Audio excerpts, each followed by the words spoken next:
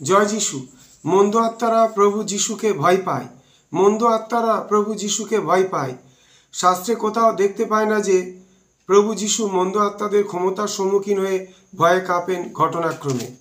পরিস্থিতি উল্টো হয়েছে। মন্দ আত্মারা ভয়ে চিৎকার করে উঠত। সেই সমাজ ভবনে একজন লোককে অসুচি আত্মায় ধরেছিল। সে চিৎকার করে বলে উঠল, আমাদের একা থাকতে দিন। নাজরাতের যিশু, আমাদের সঙ্গে আপনার কী সম্পর্ক?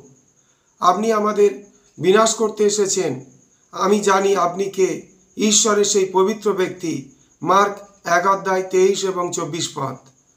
তিনি যখন স্থলে নামলেন, ভূতগ্রস্ত একটি লোক তার সামনে উপস্থিত হলো।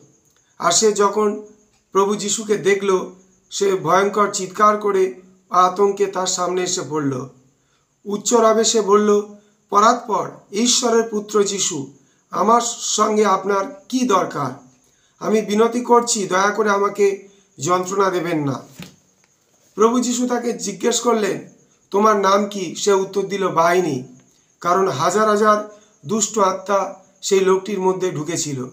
আর সেই দুষ্ট আত্মারা তাকে বিনতি করে বলল যেন তিনি তাদের রসাতলে যাওয়ার হুকুম না করেন।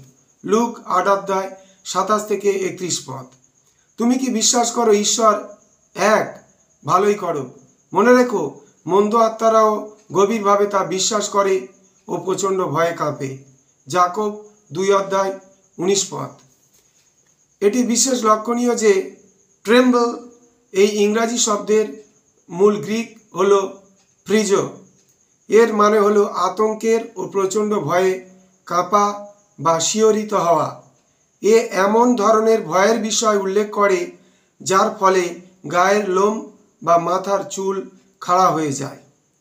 না, মন্দ আত্মাদের উপস্থিতিতে প্রভু যিশু কখনো ভয়ে কম্পিত হননি। মন্দ আত্মাদের উপস্থিতিতে প্রভু যিশু কখনো ভয়ে কম্পিত হননি, বরং প্রভু যিশুর উপস্থিতিতে ও পরাক্রমের দ্বারা মন্দ আত্মারা আঘাত পেত। তারা জানত যে তিনি শয়তানকে তার ক্ষমতা ও আধিপত্য থেকে বিচ্যুত করতে এসেছেন। জয় যিশু।